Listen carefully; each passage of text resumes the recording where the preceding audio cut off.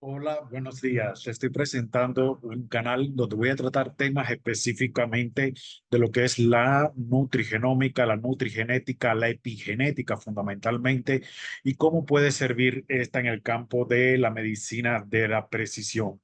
Si te interesan estos temas y quieres vincularte, acuérdate suscribirte a este canal, dale a la campanita para que tengas notificaciones y dale like a mis videos. Así de esta forma estarás recibiendo temas muy cercanos al campo de la genética, la genómica, la epigenética, en la utilización sobre todo para buscar tratamientos específicos, tanto farmacológicos, tratamientos de rehabilitación, tratamientos nutricionales, que ayuden a tener una mejor salud, una mejor longevidad y evitar el deterioro progresivo o el desencadenamiento de muchas enfermedades. En la tema que voy a tratar hoy, te voy a dar una introducción pequeña a la genómica para que tengas un concepto general de cómo puedes trabajar con ella.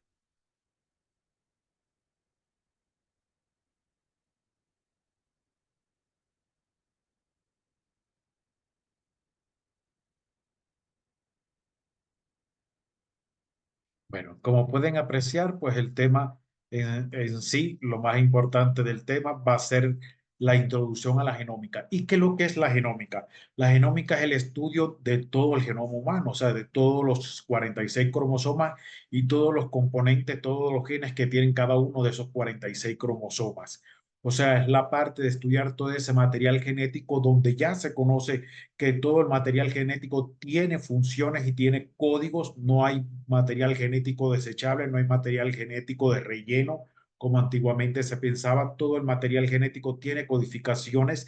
que van a ser reguladas o van a ser expresadas de acuerdo a lo que posteriormente vamos a ver con las leyes de la epigenética y cómo esta influye en el estudio del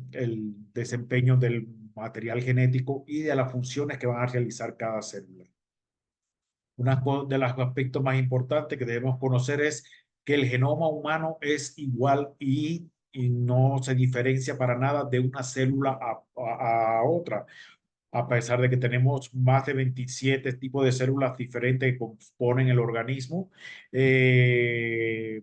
Cada una de estas células tiene el mismo material genético. La única que la diferencia es que una sea un hepatocito, una sea un miocardiocito, uno sea una neurona, otro sea un epiteliocito, es cómo se van a desempeñar la expresión de esos genes y cómo va a ser la relación con las enzimas que tienen que ver, como el caso de las histonas, que les voy a estar explicando, cómo tienen que ver para que se expresen y esa célula tenga las características y produzca lo que es necesario para la actividad propiamente de ese tipo de célula especializada.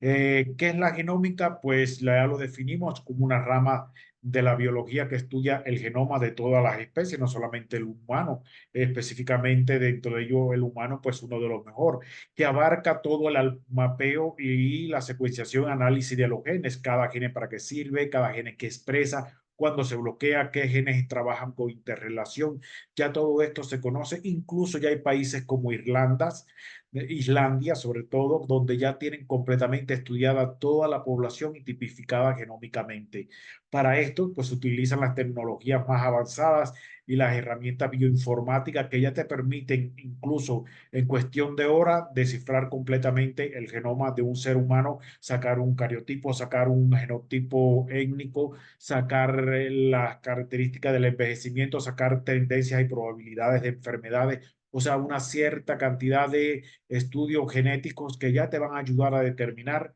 cuál es el problema que puede suceder a largo plazo en un individuo. La aplicación de la medicina genómica en la medicina y en la salud, pues tiene un gran importancia porque va a servir como herramienta diagnóstica, sobre todo para detectar estas variantes genéticas que están asociadas a enfermedades y buscar la forma en que éstas no se expresen. De ahí van a salir las diferentes ramas de tratamiento que van a ir desde terapia génica, terapia de medicina regenerativa, fisioterapia, nutrición ortomolecular, medidas epigenéticas, estilo de vida, cambios completamente que van a ayudar a ir modificando este perfil genético y evitando que evolucione hacia una enfermedad y de verdad este tratamiento cada vez sea más eficaces en lograr de verdad revertir algunos daños en el organismo, sobre todo en la prevención de enfermedades. Esto pues avalaría en un futuro que la medicina de precisión esté basada fundamentalmente en el uso de la genómica como una de las ramas para establecer protocolos para la prevención de enfermedades en una cierta y determinada familia, en regiones de un país y determinar qué se debe priorizar para ayudar a este tipo de personas. Para esto, para recordar un poco de la genómica, pues vamos a adentrarnos en la estructura y la función del ADN. Recordar que el ADN, como bien lo ilustra la figura, está formado por una doble hélice, que son dos cadenas de ADN que tienen un acoplamiento entre bases nucleótidas, donde al desdoblarse, pues cada una va a tener codificación genética. Una sirve de muestra o de sostén y la otra sirve para transmitir al ARN mensajero que se fabrica a partir de allí o a través de todas las enzimas que vamos a ver posteriormente, fabricar la información que es necesaria que la célula active o se produzca. Y esta replicación pues va a estar, o sea, finalmente es la que va a decidir cuando la célula ya está en proceso de maduración total y completa, sin algún tipo prácticamente de errores. Si no falla es los procesos adecuados reparativos del ADN que vamos a ver posteriormente y sucede una replicación efectiva donde una célula da origen a dos células hijas con igual característica, igual funcionalidad. Sin embargo, vamos a ver posteriormente cómo cuando fallan estos mecanismos se empiezan a transmitir estas mutaciones y comienzan a aparecer enfermedades y alteraciones, entre ellas como el cáncer. Aquí le estoy presentando eh, una gráfica donde aparecen todas las enzimas reparativas del ADN. Generalmente ustedes pueden apreciar que está la ADN polimerasa. Esta es una de las enzimas mucho más importantes porque activa toda la actividad de corrección de estar viendo donde hay un error, donde se colocó una base, un nucleótida que no es la adecuada y ser eliminada para que sea esté la base correcta que debe estar, la glicosilasa, que igual que actúa muy importantemente en la reparación de las excisiones de las bases, o sea,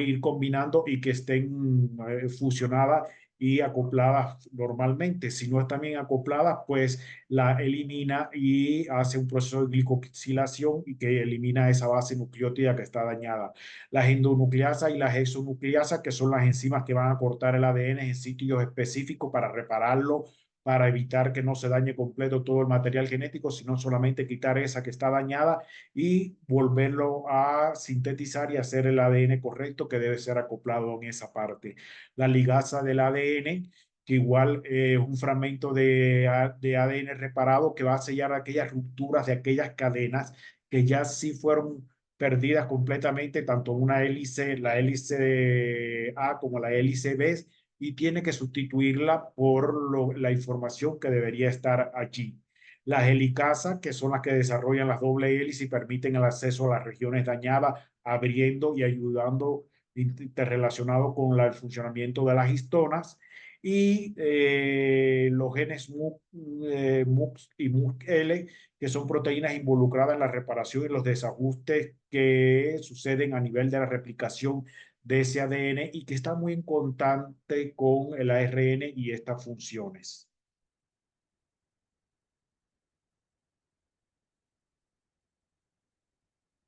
También tenemos las enzimas reparadoras del telómero. Recordar que uno de los aspectos fundamentales que estudia la genómica es la estructura de los telómeros. Los telómeros es la parte terminal que tiene cada uno de los cromosomas, que es un material genético que guarda gran importancia por la reserva que tiene de bases y porque a partir de allí van a actuar enzimas que van a activar o regular lo que es la expresión de los procesos de longevidad que están muy relacionados con los telómeros o de la prevalencia de ciertas enfermedades crónicas. Entre las proteínas más importantes, pues aquí está las telomerasas, que son las encargadas de añadir secuencias repetitivas a estos ADN y evitar que se vayan acortando con el tiempo y así de esta manera se logra un envejecimiento más enlentecido Eh, Existen otras moléculas dentro de la telomerasa o sea, son una clasificación o una subdivisión de enzimas telomerasa, cada una con especificaciones muy importantes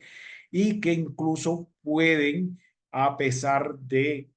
que ya una persona tenga una cierta determinada de edad biológica, cuando se actúan y se regulan estas enzimas telomerasa, puede revertirse la edad biológica y reducirla en años. O sea, si un individuo tiene 40 años, pues se puede reducir hasta 35, 34, 32 años, en dependencia de cómo actúan estas enzimas telomerasa. Y están las proteínas de unión a los telómeros, que son igual un grupo numerable de enzimas que también lo que hacen es proteger y estabilizar el telómero para que no sea destruido y menos sea agravado por los factores externos que vamos a ver como después la epigenética, una parte asociada a la genómica, va a actuar en este acortamiento o debilitamiento de los telómeros. Pues estas enzimas todas trabajan en conjunto, manteniendo el material genético lo más funcional posible y logrando que de verdad sea una célula óptima y muy funcional. Y están ya las enzimas reparadoras del ADN, enzimas reparadoras del ADN que generalmente van a trabajar específicamente en ayudar a reparar todo ese material genético y evitar todos los daños que se van a ir produciendo. Principalmente van a trabajar en la corrección de errores. O sea, cada vez que aparece un error en una base o empieza a modificarse en unas bases, comienzan a desprenderse, los enlaces no son los correctos, van a venir estas enzimas y lo van a estar eliminando. También el mantenimiento de la integridad, o sea, que toda la hélice a todo lo largo del cromosoma se mantenga óptima, funcional y de verdad sea replicable. También van a ser las enzimas que van a estar controlando que los genes que tienen que ver con las enfermedades estén codificados y guardados de tal forma que no se logren expresar. Y pues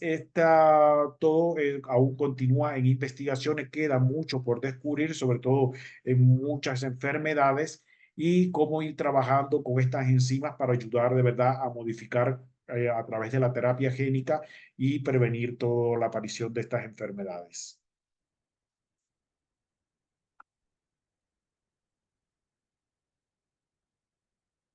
¿Cómo suceden los procesos de activación genética? Para que tengamos una idea, los procesos de activación genética general, disculpen, los procesos de activación genética generalmente lo primero que sucede es el proceso de la transcripción, donde un ADN se habla en la hélice con ayuda de estas enzimas, las enzimas que tienen que ver con la fabricación del ARN mensajero, que realmente pueden ser ribosomas, pueden ser lisosomas o pueden ser em, algunos exonas, pues van a trabajar fundamentalmente ayudando a transcribir la información del ADN al ARN. Todos sabemos la diferencia que tiene el ADN con el ARN, donde el ARN está presente una base que no tiene el ADN, que es el uracilo.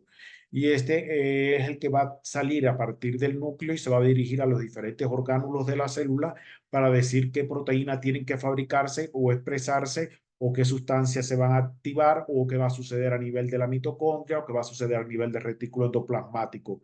Está el procesamiento donde el ARN sufre modificaciones para generar secuencias que sean al final traducidas en aminoácidos. O sea, cada aminoácido de los 20 aminoácidos fundamentales o esenciales que necesita el cuerpo humano, cada uno de ellos va a tener un código de varias bases nucleótidas que están relacionadas con la expresión de ese aminoácido. De allí es que el ARN mensajero va a ver que cada 4 bases va a buscar y el aminoácido que se acopla con la forma en que están conjugadas esas 4 bases. Y a partir de ahí va a ser el diseño de la proteína uniendo esos aminoácidos, donde ya se va a encargar otras estructuras de lo mismo. Y la traducción, donde ya este ribosoma va a ser capaz de leer el ARN mensajero y sintetizar la proteína correcta, que es la que va a tener la funcionalidad, que esa proteína puede tener función interna dentro de las células o puede tener función exocrina y salir fuera de la célula a realizar funciones, como es el caso de las hormonas, como es el caso de algunos secretomas que se producen, como es el caso de algunas enzimas que tienen actividad extracelular. Ahora, los daños en el ADN, si el material genético no logra repararse adecuadamente y comienzan a acumularse esos daños en el material genético, vamos a tener lo que es la secuenciación de la acumulación de las mutaciones. ¿Qué son las mutaciones? Son cambios que van a ir viendo, como se puede ilustrar la gráfica, son cambios que van a ir sucediendo en el ARN, en el ADN, que se van a ir multiplicando y no van a ser corregidos cuando ya una célula va a entrar en su proceso de mitosis, lo cual quiere decir que una célula puede sufrir varias mutaciones que se van a ir acumulando progresivamente y si no son reparadas van a traer alteraciones en el funcionamiento y generalmente a partir de una tercera o cuarta mutación se plantea la aparición de ciertas y determinadas enfermedades degenerativas y inflamatorias y una de las más conocidas pues es el cáncer que está muy relacionado con el acúmulo de mutaciones en el material genético que no son corregibles. La reparación, pues, del ADN tiene que ser por mecanismos muy eficaces que lamentablemente van disminuyendo en la medida que vamos envejeciendo. Por eso es que a medida que vamos envejeciendo, la acumulación de los posibles daños en el material genético son mucho más numerosos y pueden incrementar procesos como vamos a ver posteriormente, como la senescencia o pueden evolucionar hacia una célula enferma y generar algún trastorno. Los genes asociados al envejecimiento es un aspecto muy importante. ¿Por qué? Porque hoy por hoy se trabaja fundamentalmente en lograr que cada vez tengamos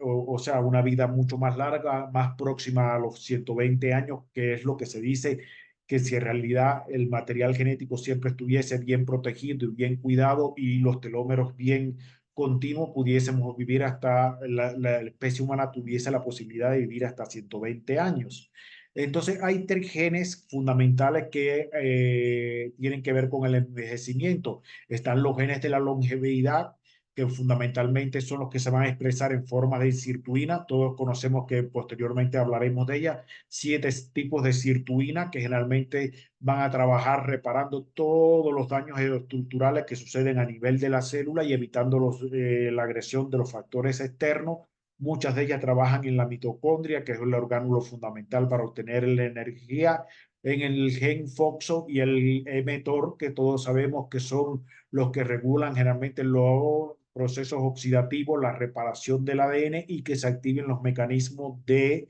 regeneración de tejidos, activación de células madres propias del humano, no las que se hacen a nivel de terapia, y activan los mecanismos de autofagia o apoptosis. También tenemos los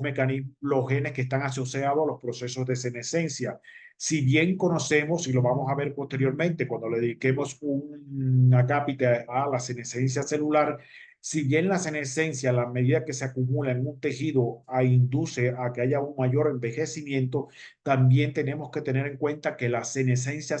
celular regula muchos procesos inmunológicos, activa muchos procesos en el organismo que nos obligan a que otras células desempeñen procesos más regenerativos o reparadores y se logre entonces establecer el buen funcionamiento del tejido. Hay muchos estudios que ya indican que la senescencia celular es un proceso óptimo de reparación del organismo, de reparación de una célula que como no puede apoptarse o caer en autofagia o aniquilarse, cae entonces en un proceso de senescencia con el tal de evitar que se desarrolle el cáncer. Sin embargo, todos vamos a ver que posteriormente por la epigenética, cómo la epigenética va a influir en que una célula tome el camino de la apoptosis, de la senescencia o toma el mecanismo de convertirse en un cáncer. Y al final, aunque no son genes que están relacionados con el envejecimiento, pero sí están muy relacionados con estos procesos de senescencia y con estos procesos de autofagia y apoptosis, es la familia de los genes BCL2, que son un gran número.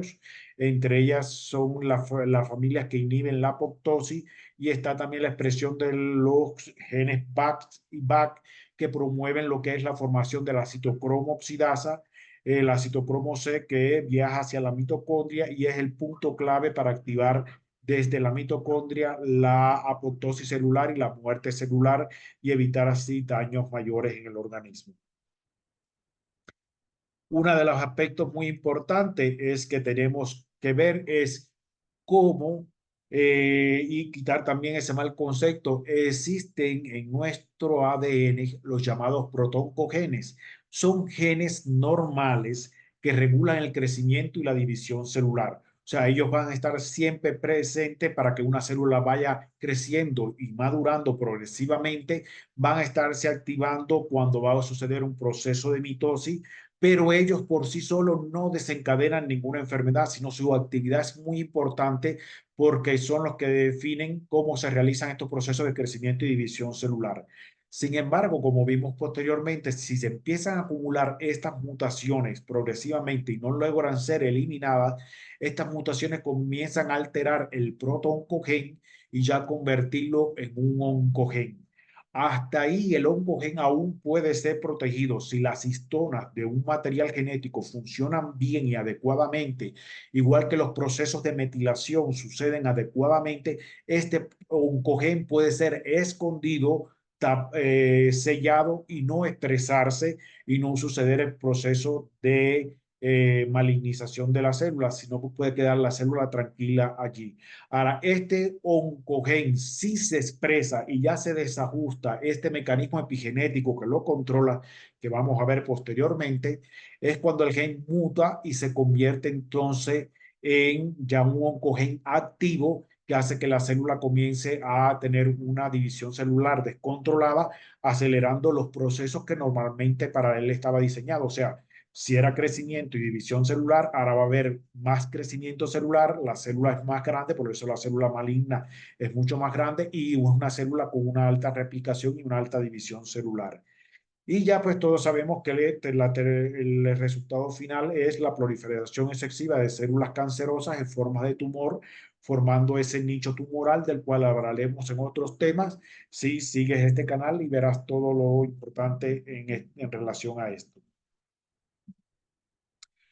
Aquí les pongo y les expreso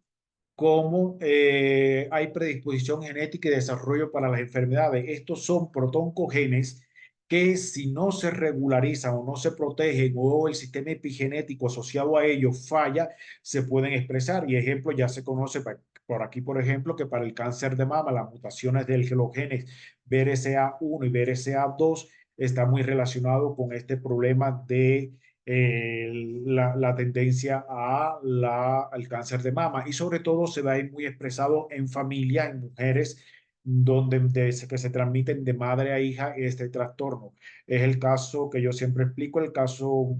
polémico de Angelina Jolie, donde ella se determinó con una prueba de codificación genética que tenía presente el gen BRCA y el BRCA2 con mutaciones y ella prefirió hacerse un vaciamiento de las glándulas mamarias, no de las mamas, ya no se hizo radical de mama, sino un vaciamiento de las glándulas mamarias para evitar posteriormente evolucionar hacia un cáncer de mama. Igual que lo mismo podría ser también el cáncer de ovario, lo cual sigue el mismo proceso. También la enfermedad de Alzheimer, ya hoy se conoce que hay un protoncogen o un gen conocido como ApoE. El gen ApoE generalmente se activa en esta enfermedad y ya predice que una persona puede tener tendencia, la búsqueda de este gen puede decir si una persona tiene tendencia a tener en edades muy avanzadas el desarrollo de un Alzheimer. Hoy también se sabe que la APOE está muy relacionado con el Parkinson, con algunas enfermedades neurodegenerativas, pero todavía siguen las investigaciones en este campo. Y la diabetes de tipo 2, que se sabe que existen más de 7 genes relacionados con el desarrollo de la diabetes de tipo 2 y otros con la diabetes de tipo 1 y que en la medida que igual los daños epigenéticos como es la dieta descontrolada, va a cosas que vamos a ver posteriormente, el estilo de vida sedentario, la falta de exposición a agentes agresores externos, todo esto hace que estos genes se expresen y por último el individuo termine desarrollando la diabetes.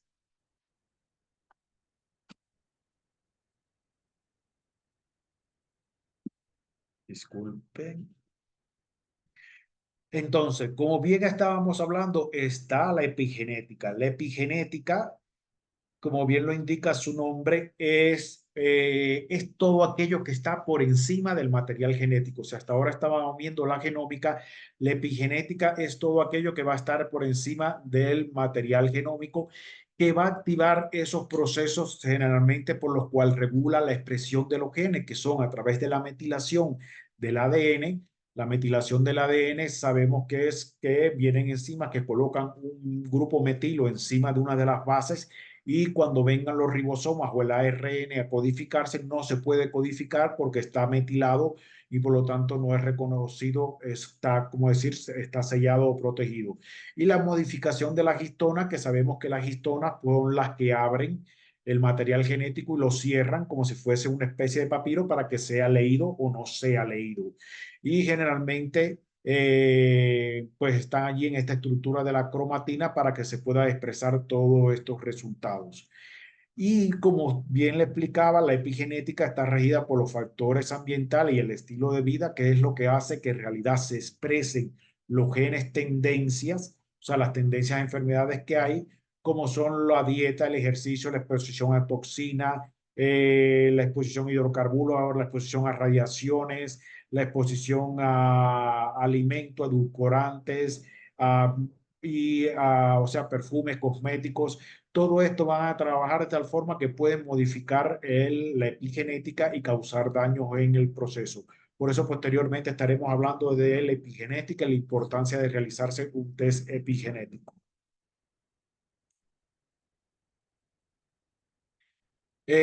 Para ir ya finalizando, aquí entonces tenemos las ilustraciones científicas del ADN y en sus procesos, saber que hoy por hoy se está trabajando en cómo regular y mantener la estructura del ADN que sea funcional, que esté en la disposición helicoidal, que tenga la buena suministro de bases nitrogenadas. La replicación del ADN, ya se están trabajando en terapias génicas que van a estar directamente regulando todo lo que es la replicación del ADN y cómo generar copias idénticas, porque hasta ahora todo esto ha fallado con todo lo famoso que se hizo de la clonación, que por no conocer realmente en esos momentos cómo se realizaba la replicación del ADN, no conocer toda la secuencia genómica, pues tuvo resultados fallidos, como sabemos el efecto Weyerhaeuser. Y lo más importante es la expresión genética. Hoy por hoy muchas investigaciones en la parte de la epigenética están relacionadas en buscar cómo se procesa todo este problema del ADN y el ARN. Aquí donde está también el problema de la actual vacuna del COVID, que en realidad no es una vacuna, sino es una terapia génica a base de un ARN mensajero con ciertos códigos de protección.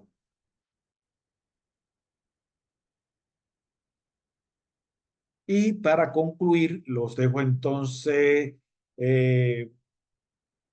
con los aspectos más importantes que hemos tratado. Recordar que hoy por hoy ya usted puede contar como médico o como paciente, puedes pedir estudios genómicos. En México ya existen, en muchos países ya existen, se han hecho cada vez más económicos y más asequibles a gran parte de la población. Y esto puede determinar muchos aspectos relacionados con la predisposición a enfermedades que tienes, saber también tus orígenes de los grupos étnicos, de dónde vienes, y así diferentes aspectos, cómo va a ser tu rendimiento físico, tu rendimiento emocional, todas las tendencias que puede tener. Todo esto se va a aplicar en la salud generalmente para realizar buenos diagnósticos, buena prevención para las enfermedades y hacer que de verdad la vida del ser humano sea una vida longeva y con calidad. Futuros prometedores, pues se sigue avanzando en la investigación en este campo y buscaremos que cada vez la genética, la genómica y la epigenética ayuden al médico o ayuden a todo el trabajador de la salud y ayuden al mismo paciente a